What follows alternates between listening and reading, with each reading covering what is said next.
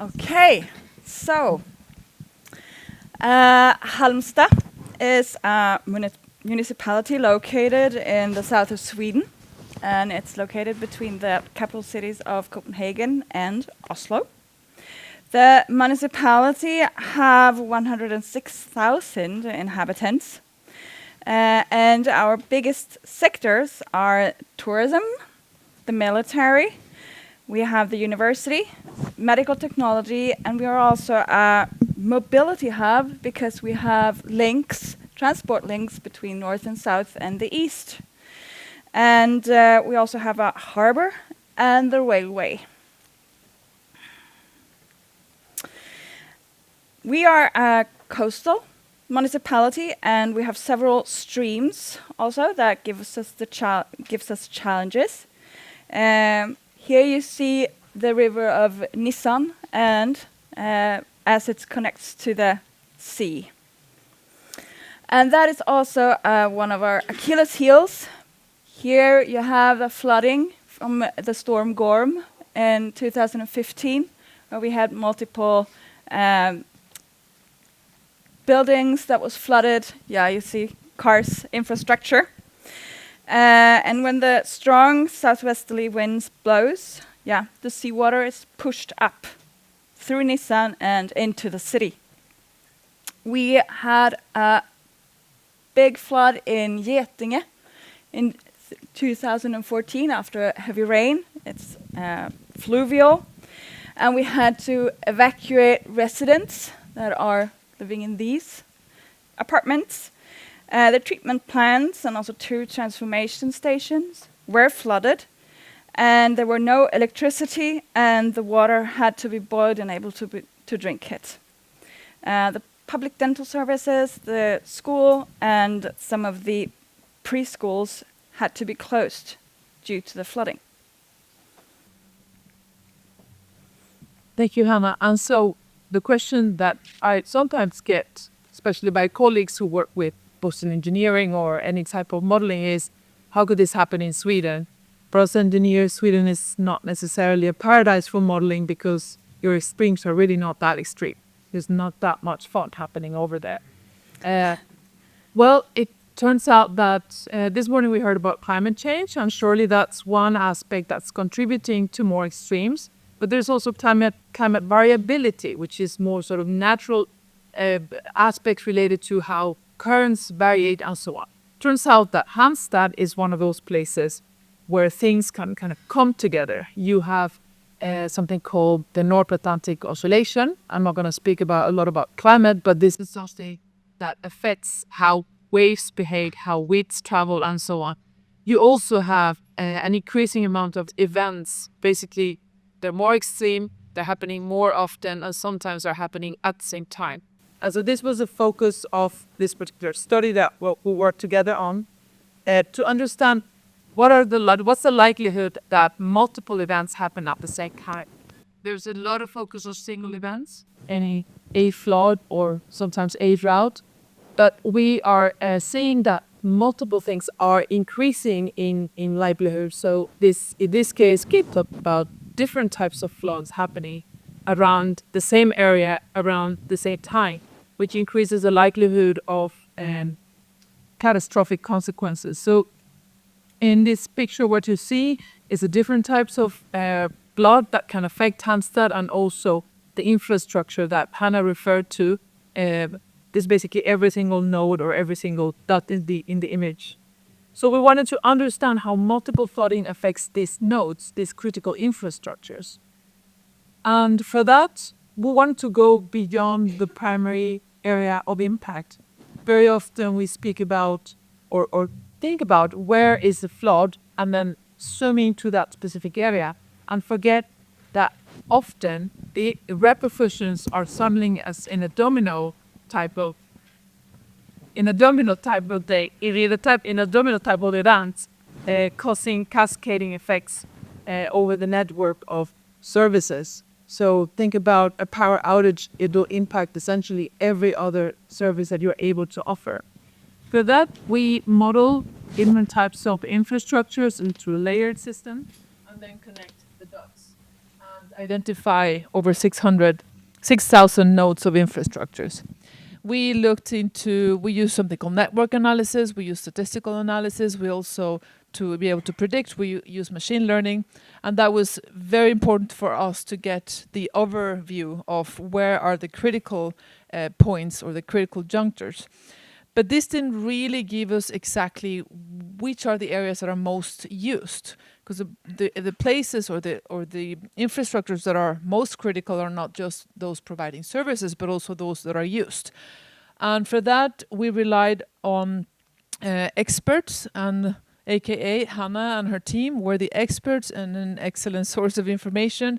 For us, we wouldn't have been able to map correctly or understand correctly this infrastructure system without them. And what I can say is that it might look very complex, but really the results simplifies the reality, because we were able to detect that slightly over 1% of all infrastructures were most critical, which means that for a planner, it helps them identify where should we focus. We cannot adapt everywhere. We cannot invest everywhere. So what is absolutely most critical to focus on? And this is an example of how cascading events can propagate across a network. If you have a wastewater treatment plant that stops working, as it did a while back, it will impact a whole bunch of other infrastructures and services directly and indirectly.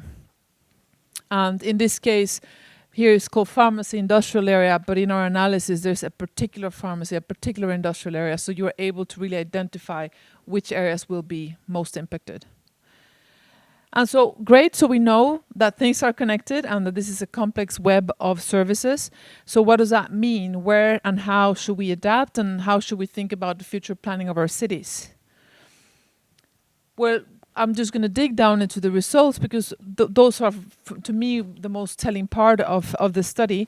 We find that naturally an area that is most exposed from a flood, so the areas that are at highest risk of being flooded, that's the port, the harbor area. There's a mix of different types of flood risk coming together. There are several critical infrastructures that we need to watch out for. There are also schools and daycares, elderly homes, etc. And our assessment is that the possible solutions here are to work with water. We won't be able to fight water. It will keep on getting flooded in different ways. And so this is the area to think about: gray, blue, hybrid solutions, the area where you architects and designers can think about what materials to use in the future, how to build our houses in the future, etc. But if you think about society, where will most people get affected, and who will be the most vulnerable, that's a different area. This is the eastern part of the city, where you have a lot of temporary residents, tourists coming in and renting, not knowing the place necessarily. And what we think is that you need to work with classic spatial planning tools, information campaigns, work together with the insurance sector, because you won't be able to protect everything. You won't be able to build away or design away the risks coming into this area. But then if you think about what will provoke or cause most cascading effects, we're talking about yet a third area. This area is where a lot of critical infrastructures are based, and if you have an extreme event or even two single events happening at the same time, it will cause a range of effects across the network that will affect society, could be for several days, as in that case. And here there's yet another type of solutions. Here we need to protect the critical nodes. That's the services that are providing most connections. Think about electricity, think about water and wastewater treatment. We need to also create redundancy, meaning build more, build two or three things instead of building one big in different parts of the city to disperse the risk. If one gets flooded, then you still have two still functioning. And we need to increase preparedness of the nodes that are vulnerable. Those are the ones that are receiving most services.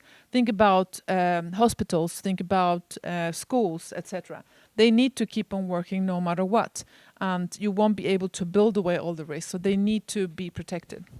And so these three types of results highlights that adaptation is different, and the types of solutions that we need differ depending on what is it that we're focusing on. Is it the infrastructure? Is it the exposure? Or is it people? Okay, so when we are working with climate adaptation measures, how do we do it in Halmstad? Yeah, at first we take a look at the task, of course. What are we actually adapt? And here we have three examples. That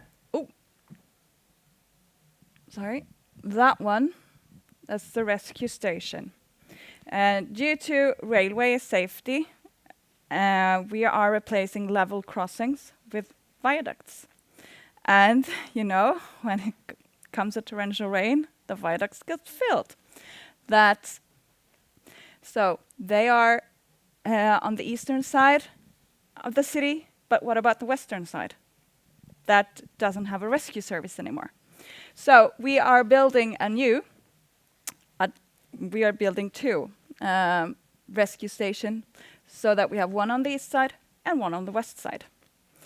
And here is in the city center. We don't really have a lot of space here. So we have to look at the space. What can we do? Here you have a raised development, and we are trying to create like green areas where people can meet, but also the coziness. We want to bring the coziness to the city. And here is a little town, the Getinge, you know, from 2014, where we had to evacuate people. Here we have then nature-based solutions. We have built a wetland. This is flooded in this picture, so you don't really see the wetland, but it's a wetland, it's a flood protection, and it's also a recreational area with pathways and some outdoor gyms and stuff like that. And yeah. Thank you. And so this is essentially examples of how our research work has worked together with the city to, well, inform each other on how future adaptation should be looking like. I guess our main message here is that we cannot adapt everywhere. We just need to start by adapting where it matters the most, and that the solutions that are put into force should be place-based, context-based. We can learn from each other and inspire each other, but it's very difficult to take blueprints and think that it will work everywhere. And I think despite all the challenges that we have, if we can start doing something with the knowledge that we have, then I think you will reduce the risk in many areas. And with that, we would like to thank you for the invitation and for your attention.